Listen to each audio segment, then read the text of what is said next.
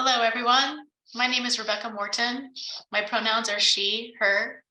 I am the artist and studio manager here at Baltimore Clayworks, and we are thrilled that you have all joined us. I would like to acknowledge that I am joining from my office located in Piscataway and Susquehannock Land, currently known as Baltimore, Maryland.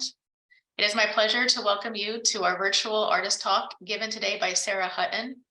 She received her associate's degree from Community College of Baltimore County and both her BFA and MFA from Towson University. To view more of our virtual content, please visit baltimoreclayworks.org. And I will now turn it over to Sara. Hi. So I'm super excited. I want to say thank you to Kayla and Rebecca for helping me so much with this Zoom. I'm not a technologically inclined human, but I am so excited to talk about myself. But so I'm going to jump in and start sharing my screen with y'all. So like Rebecca was saying, I am a Baltimore native. I grew up in a kind of tiny in-between town called Chase, Maryland. It is almost White Marsh, but almost Bowley's Quarters. It's kind of a very weird in-between. And I grew up kind of very excited by like learning and exploring and kind of wanting to figure out why things were the way that they were. I've always been this person that just wants to know why, and I ask the question why a lot, and you'll kind of see that throughout my artistic journey up until now. I still ask why a lot, all of the time. So I'm just gonna kind of jump in and get started. So I kind of want to talk a little bit about my very, very beginning of ceramics. I had a very different way of getting into ceramics. I was originally on the path to become a veterinarian. I was completely through the program and was so excited by this like future life that I had planned out for myself. And I needed this art credit.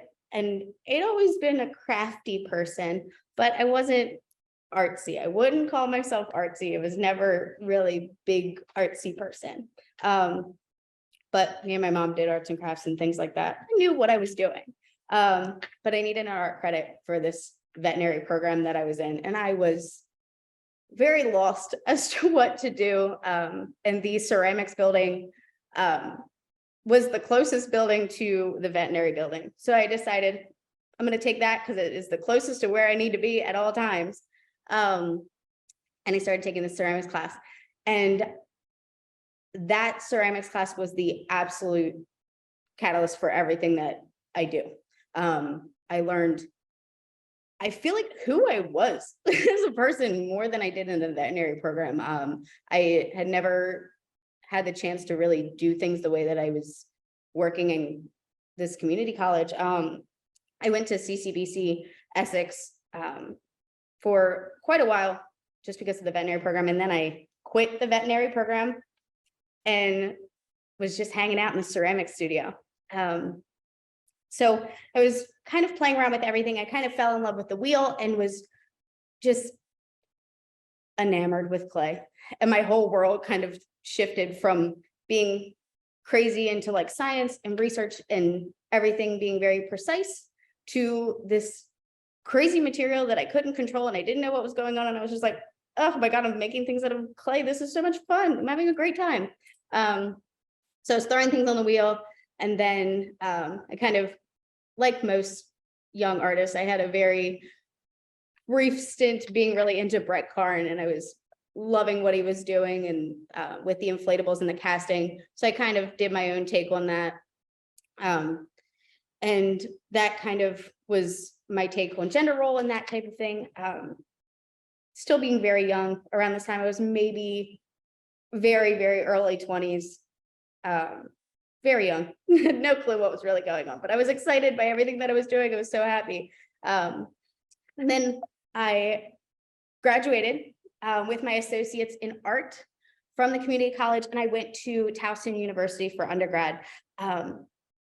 At Towson University, I, like many young people, I changed my major 1,000 times. I feel like is an accurate number, definitely 1,000. I started out as art ed, and I was super happy trying to figure out how I was going to become a teacher and kind of share that excitement that I have for learning and kind of exploring and asking the question of why. So I got really excited by that. But as I started to progress in the program, I realized that I wasn't really that excited being in a very controlled educational setting. I really liked kind of helping out at that community college where I was. I really liked teaching at that level. I liked working with all ages of people. I didn't like being stuck to a certain age group that would kind of come along with teaching at like a secondary or high school education based learning. That just wasn't for me. So I left the art ed department and I walked my body all the way down the hallway to the ceramics studio. And I was like, I don't want to do art ed. I want to be in the ceramics room all the time. And I ended up starting to work a little bit more sculpturally and not realizing yet, but I was kind of playing around with different thoughts and emotions, but kind of using these like sea creatures to kind of portray the emotions that I wanted to talk about. As we'll talk about later, I talk a lot about anxiety and fear and stress and worry in a lot of my work. But I kind of lose that in the in-between. But so I was working with these very pointy, very fragile, delicate things in undergrad. Really love these. Few more pictures of those. This project here was my thesis, my senior thesis for undergrad. There were a ton of these little urchin guys kind of all hung up on the wall and spread around. I was really into sculpture and kind of being able to work that way and not so restrictive that the pottery wheel made me feel. I was kind of looking for a way to just be able to express myself rather than making pots over and over again. But like always, I think like everyone, you kind of keep coming back to the wheel. I spent a little bit of time working with figure, not very much. It didn't feel like me, but I was still like, oh, this is crazy. Like I can make whole things that are physical, tangible objects. And I just couldn't, it was fascinating to me that I was finally able to take these kind of like more complex ideas that were like in my head and very not easily expressed, and I was able to kind of make them and create them and pull them out and make them physical, tangible objects. But obviously, well, this slide got kind of messed up. But still making pots, still kind of doing that, playing around a little bit with that. But making pots, love pots. And then after undergrad, I feel like is like a really big flux of time for a lot of people. It's this weird in between where you don't really know what's going on and you don't know which way to go. During this time, I took about a year off and I wasn't making any ceramics. I wasn't working with clay. My grandmother was actually diagnosed with lung cancer that progressed very, very fast. My grandmother was a mom to me. She did everything for me. So getting that diagnosis really kind of shook me. She passed away very suddenly after about a year and a half of trying different things and getting stuff to work. It didn't work. And I was with her the entire time. So after that, I didn't know which way to go. I had no clue what I was doing once again. And I ended up back at the ceramic studio at the community college that I had first learned in. My professor there was so inspirational to me and was just so kind and open and just wanted to help me figure out how to get past this like ginormous event in my life. And she, don't know how, God love her, she managed to get me a job as a studio technician for the art department at CCBC. So that basically means I was working in the gallery, but I was also working in all of the art studios that CCBC has to offer.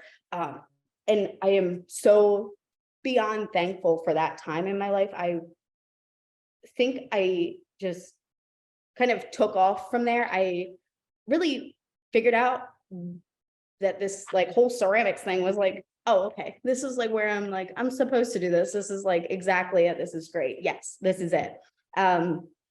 So with working there, they let me work a little bit in the studio. It wasn't comfortable yet working in the studio, so I'd make little things, but it was never too attached to anything. It wasn't like the senior project that I had for my undergrad. It wasn't that attached. It was kind of just making things to make things and stay in the dirt. But so it's kind of playing around doing that.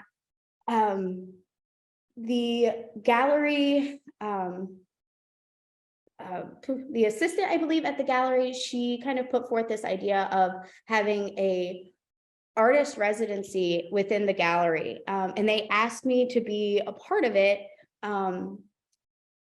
And that was exactly what I needed to kind of figure out what I needed to say as an artist and what I needed to say as Sara.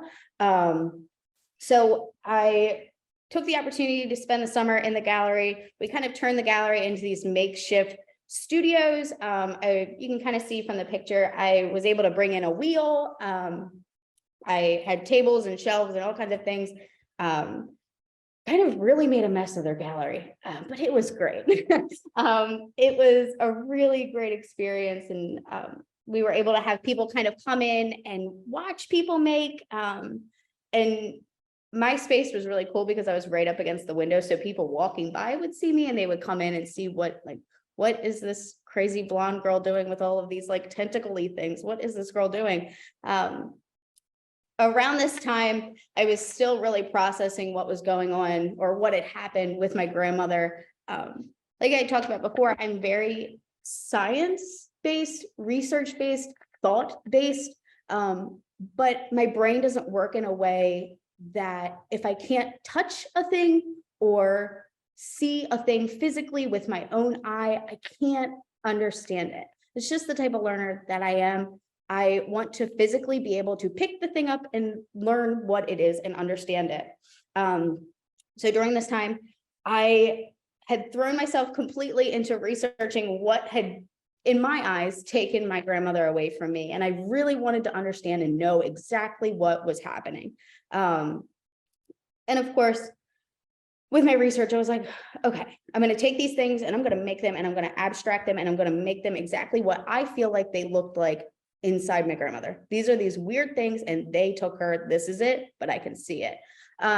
So I started to really play around with that. And I was thinking a lot about these masses of cells that were splitting apart, and all of the different tendrils that were coming off of them and the stretching and growing and splitting of those things. And it was so helpful to me to be able to be like, to almost put a face to a name. I feel like that's a really weird way to kind of put it, but it was easier for me to kind of get over and process what was happening or what had happened.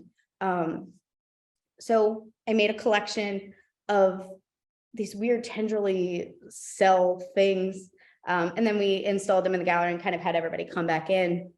These are a couple of pictures of installing these pieces. They were all hung up on the wall. So you were kind of in the previous pictures looking down at them kind of on the table to where they'd be flat, but they were actually hung very peculiarly with little tiny nails. Still impressed with that, but I did not plan. I need to plan more. That is a self-sabotage thing that I do. But I hung them all with very, very tiny nails in between all of their tendrils. You see, one of my good friends, Sharifa, is absolutely mortified just by how I carry all of my work. It's doesn't scare me. But so it was really exciting. And I finally got to process all of everything that I was going through. And right before this, I was kind of thinking, okay, am I going to do grad school? I really don't want to do grad school. What am I doing? Do I want to do it? Kind of that in between flux of like, what am I doing? So I kept making tiny pieces that kind of still related to that collection. And I was kind of playing around with the idea of going to grad school. I knew that eventually I was going to want to go because I did want to continue teaching at higher education. Because during this time, they were allowing me at the community college to teach some higher level classes. And I was really excited by that. And I really liked talking about a medium that I was so passionate about with somebody that was also just as passionate. And it was kind of this very pivotal moment this time where I was like, okay, I'm going to go to grad school. I'm going to get my degree and I want to teach at a college. That's what I want to do.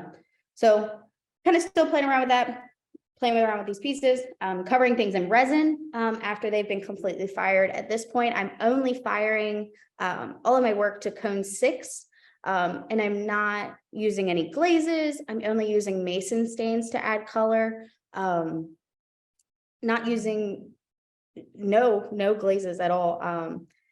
So kind of relying on a mixed media kind of feel, adding that resin. And then kind of preserving them in these vitrines to kind of really reflect on that they are a specimen of sorts. There's just a couple more pieces from that residency. You can kind of see how stark white they are. I really wanted them to look very pristine, white, clean, with little to no color. The small hints of color that they do have are kind of to call back to this spreading or growth or kind of a very fast moving thing. A lot of the pieces do have wire added into them. That wire is to kind of also play around with that like need or want to spread as a disease, but not exactly highlight it or call to it. Kind of talked about this already, but I was looking at cells, I was looking at cancer masses and the way that they spread, the way that they shrink, and just their overall ooey gooeyness of it all. I was so intrigued with this tendril like pull and that weird stretch and like reach that it has. One thing that did happen with my grandmother is that it spread really fast. And I was like, how? Why? This is supposed to be this tiny little thing that doesn't even look like anything. How is it stretching? How is it moving? And then with my obsessive want to like research, I was finding these renderings that scientists were doing. And I was obsessed, to say the least. I kind of weirdly have a whole folder of these, but I love looking at them. They're so fascinating and weird, and I was kind of taking all of these different images from different types of cancer and kind of meshing them all into one with my pieces and with that work. So playing around with that, still thinking about that, I kind of stepped away from that whole thing. I'm still thinking about it a little bit, but I felt like I had kind of gone through everything that had happened with my grandmother, and I feel like I did it all. I didn't need to talk about it anymore. I didn't need to do that. I needed to kind of move forward. I needed to keep going. So I started making these larger scale forms. And I like accredit this all to this human, this lovely human, Neela, who was a really good friend of mine. When I was in community college, she saw a picture of this piece on Instagram, I believe, and she called me and she was like, I know what you need to do with that piece. Don't you dare leave it white. And I was like, come on, you know me, I'm leaving it white, I'm leaving it clean. She was like, I think you need to try this wood fire thing. And I was like, no, that's not for me. That ain't me. I'm not doing it. I was like, that's like weird. That's not for me. And she kind of bullied me a little bit into doing it. And I was like, all right, fine, I'll do it. I did it. I fell in love. I'm obsessed. It is the best thing that has ever happened to me. And I kind of accredit everything from there on after to Neela. She definitely pushed me to do a thing that I would never do. And I was just, oh my God, this is crazy. You just like put it in there and like you catch things on fire. And like, I didn't know I liked fire. This isn't like, I didn't know this. This is great. So I fired this piece, and this piece is about, I don't even know how tall it is now. It's definitely over 30 inches. It's quite tall. I don't know. I'm a very short human and it comes up to my like middle. So it's pretty tall. But this was the piece that kind of pushed me to apply to grad school. So from here on after, I was getting into every firing that I could. I was still making pots, really loved my pots, but didn't talk about them enough.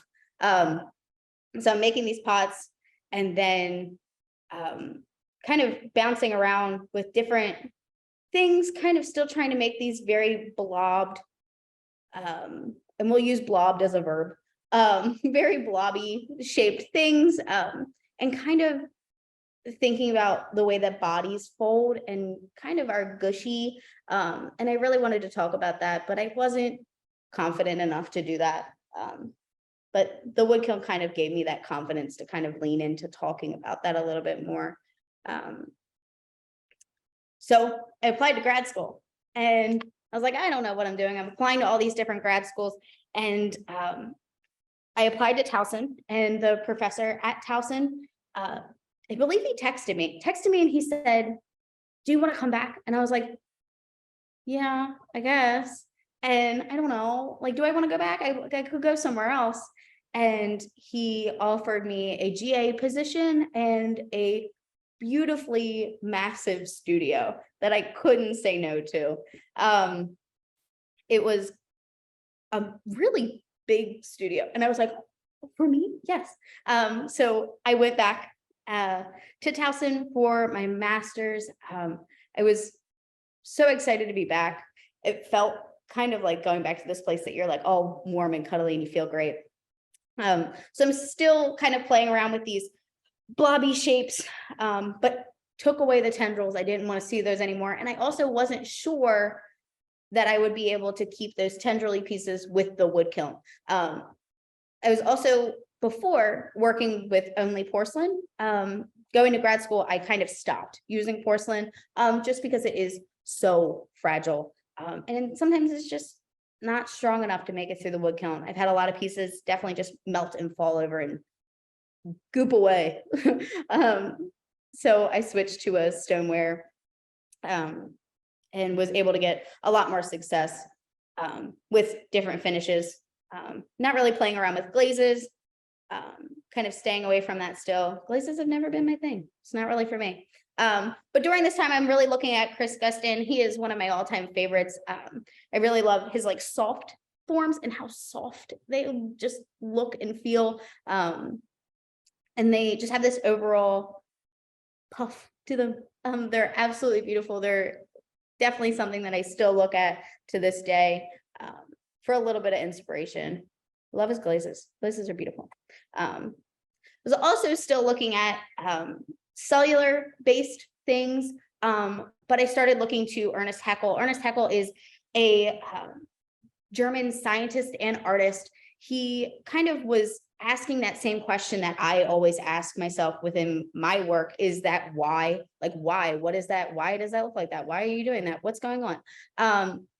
He did that, and he asked it with all of these cellular shapes that he was finding, but then also kind of manipulating them to be like, what if it did this? What if it changed like this?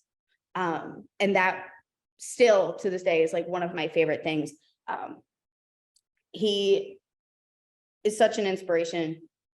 And I feel like I want to show him off to everybody. I want to be like, can you look at this? But yeah, he's great. And then just a couple pieces that came out of grad school. I was really thinking about this growing and stretching, still thinking about that, like how do things split? What do they look like when they split? What do they feel like when they split? These next couple pieces are pieces that I all kind of played around with glaze. From here on out, all of my glaze finish is one glaze, but it is a very soft matte that kind of almost feels like bone, and it mimics different kind of shading on bone, and kind of growths on bone. And if bones break, what do they look like when they heal? Or what do different pockets of bone look like? What if you changed it and they looked like this? And kind of playing around a little bit like that when I'm thinking about glazes, and different highlights and low points. So after a long time of not having any tendrily shaped things, I started playing around having these different connectors and links, almost kind of these loops and different pieces that almost act like cages, but could also be read like maybe they're trying to break away. A lot of the pieces also will have this kind of egg-shaped piece. That piece comes up a lot, and it's more representative of trying to hold something in or trying to let something out, kind of something that you don't want everyone else to see. It's this very precious thing to you. But that's those links or little tendrils will keep coming up, and that egg shape is going to keep coming up. And it's very significant and special. This is another piece that was a part of my thesis in grad school. It's that same glaze, but kind of doing more of this like bruised look on the tendrils at the top, around that cage, but also highlighting that fact that that egg is still in the middle, and kind of highlighting how special that little egg is. That piece. Love that piece. This piece is a little bit dark because I took it while it was in the gallery. So this piece, I kind of really wanted to focus on this like crown of cages at the top. The one special thing about this piece is that there's no egg left. Almost like there was nothing else to like hide. It was already gone. You couldn't do anything with it. It gone. All of this cage is hiding nothing. There's nothing there. And there's a little bit of glaze change in this piece. It kind of has this very like bruised freckle look, kind of coming down the side of the base. One thing that I kind of want to talk about with this piece is I started throwing the bases and then manipulating them because I missed the wheel. I wanted to play around with that again. So I started incorporating thrown and altered with my sculptural elements on top, and kind of trying to mesh the two together just because I missed the wheel so much. It was my first love. I loved it. So I wanted to play around with that again. And then these small forms I made on a whim. And I realized what I was doing when I started to do it. I had really missed those tendrils. And I was just like, we're going to see if they make it through the wood kiln. If they make it, they make it. They don't, they don't. Okay. And I made these pieces, and somehow magically, I don't know how, but they make it.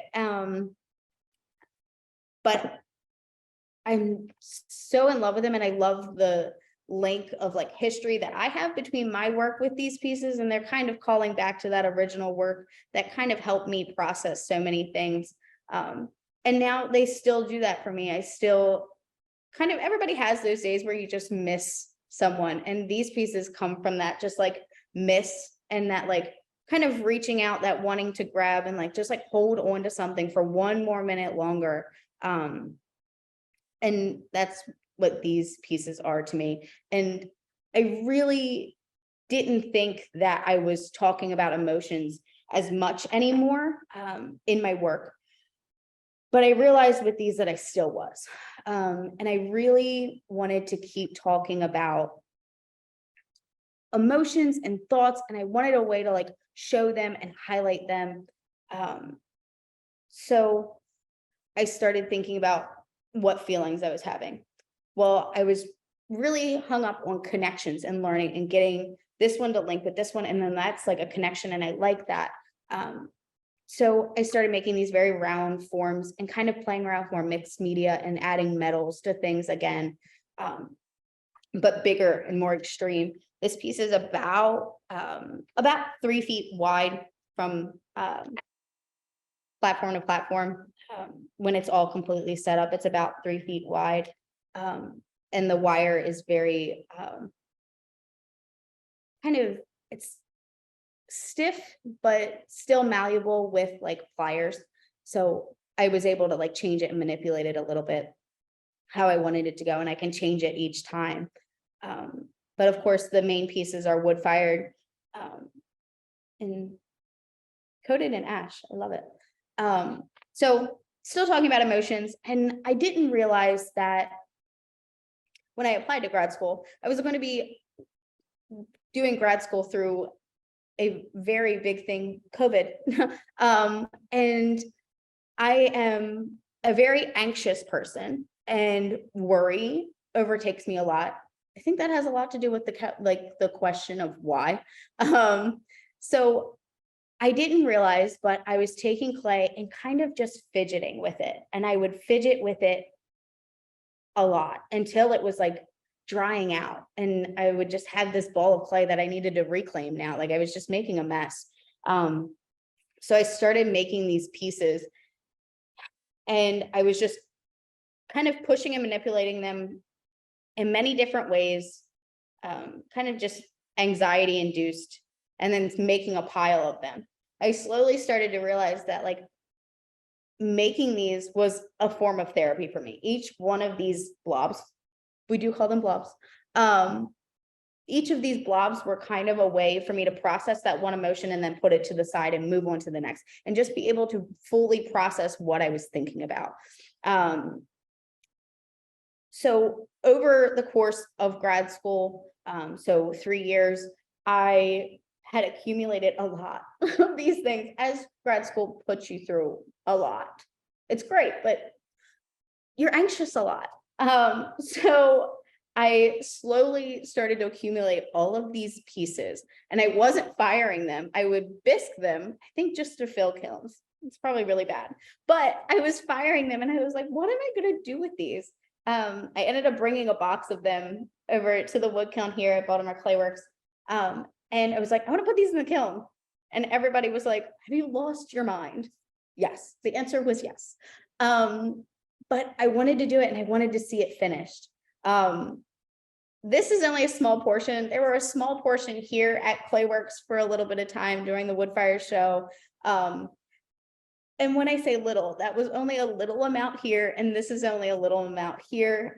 There are boxes and boxes and boxes and boxes of these guys. I would say there's hundreds. There's so many. I would just sit down and start making these pieces, and it felt so good to just make these pieces and kind of be able to line them up and almost have a way to be like, oh, well, I'm not worried about this anymore. I'm not worried about this anymore.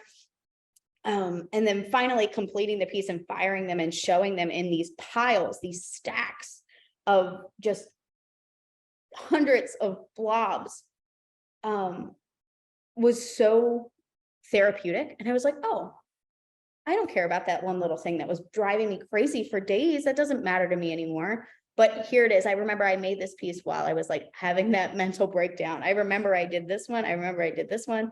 And it's such a memory-based piece now, and I didn't expect that to happen. I really was starting to make these, and I was just like, they're just blobs.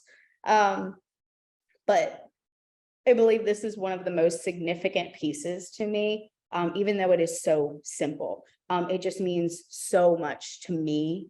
And it kind of was that moment where I was like, I'm done just making things that are showing off what I think they would be. I want to show what I feel. I want to show what Sara thinks, what Sarah's brain is thinking about. So I wanted to show a little bit of what I'm kind of working on now. I'm still working in that same vein of these tendrily kind of foldy blobby shaped pieces. But they don't have the same research behind them. They're very intuitively built. And whatever I feel like the clay needs to do is what I push it to do. These pieces, I also go back to not throwing any of the parts. I build them completely with coils and then am able to push and manipulate those coils to do what I want them to do. So if I start on the left-hand side, to me, it's this piece that is almost kind of bent into two.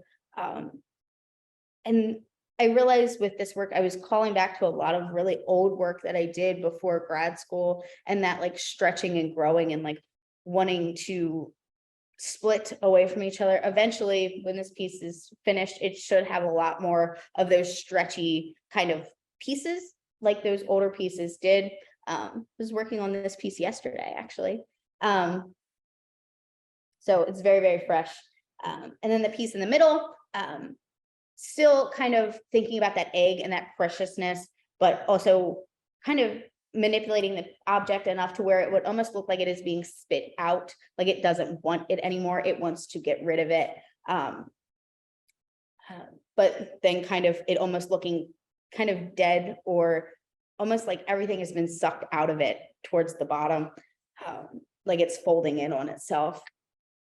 And then the piece on the very end, on the right-hand side, is a very standard shape for me, kind of a small blob base, but then a kind of crown of these tendrily kind of coils. This piece, I actually feel like I'm going to be doing something a little bit different with it. I'm going to be painting rather than firing it off completely, just to play around. I feel like that's something that I've kind of like missed out on in grad school. I was very focused on the wood kiln and kind of playing around with that, to where now I want to paint things and I want to see what'll happen. So that's where I am right now.